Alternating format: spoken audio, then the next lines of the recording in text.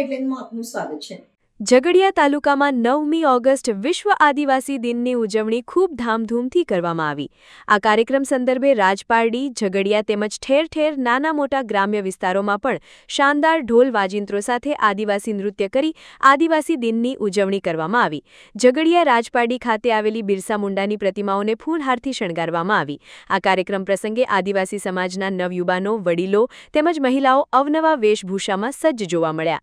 આ કાર્યક્રમ સંદર્ભે આદિવાસી સમાજના આગેવાનો દ્વારા આદિવાસી પરંપરાગત વિધિવત પૂજા કરી કાર્યક્રમ યોજવામાં આવ્યો। આ કાર્યક્રમ પ્રસંગે ઝઘડિયા તાલુકાના અલગ અલગ વિસ્તારોમાંથી આદિવાસી સમાજના નવયુવાનો, વડીલો તેમજ મહિલાઓ અને બાળકો સહિત આગેવાનો ખૂબ મોટી સંખ્યામાં ઉપસ્થિત રહ્યા હતા।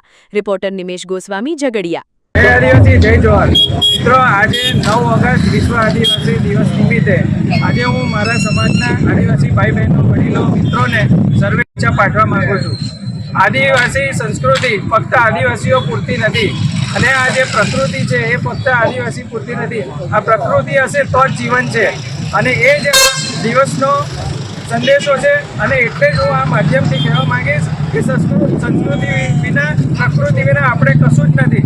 તો આપણે સૌએ તેને જતન કરવા માટે ચિંતન કરવું, એ જ મારો આજનો સંદેશો છે। આપ સૌને આહ્વાન કરવા માંગીશ કે આપ સૌ પણ આ ઉજવણીના ભાગરૂપે પ્રકૃતિનું રક્ષણ કઈ રીતે કરી શકીએ, આપણી સંસ્કૃતિનું રક્ષણ કઈ રીતે કરી શકીએ તે વિશે મનોમંથન કરીએ। જય આદિવાસી, જય જોહાર।